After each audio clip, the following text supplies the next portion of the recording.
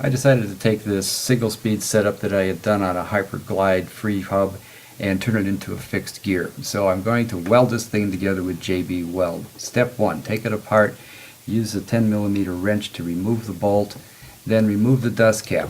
This is kind of a hassle. It's going to get mangled like mine did, so you're going to need to straighten it out by pounding on it with a socket on a hard surface like an anvil and kind of forge it back straight again. And also make sure that hole is open enough so that the cone, when it goes through there, does not rub on it. Heat it up with a propane torch to melt the grease. It's going to smoke a little bit. You'll know you're there then. Let it cool off quite a bit and then clean it out using mineral spirits, but make sure you don't start your house on fire. Do that a couple of times, sucking the goop out of it or blowing it out with an air hose. Do the same thing again using acetone. Clean it out twice. Again, sucking it out or blowing it out until it's nice and clean. I made a little vacuum table out of some stuff that I had sitting around, but if you don't have that, then use your shop vac setup like so.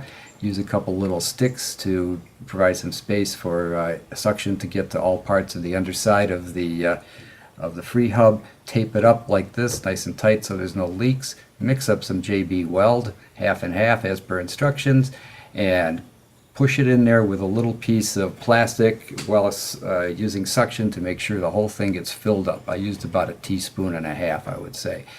Then butter the back crack a little bit just to get that thing totally filled up too, and wipe it all clean. Wait about an hour or so until the JB Weld has set up a little bit, and scrape out the threads using a dental tool. Grease up some bearings, put your dust cap back on carefully as shown here, and it'll end up looking like this. Now you can let this dry for 24 hours, by the way.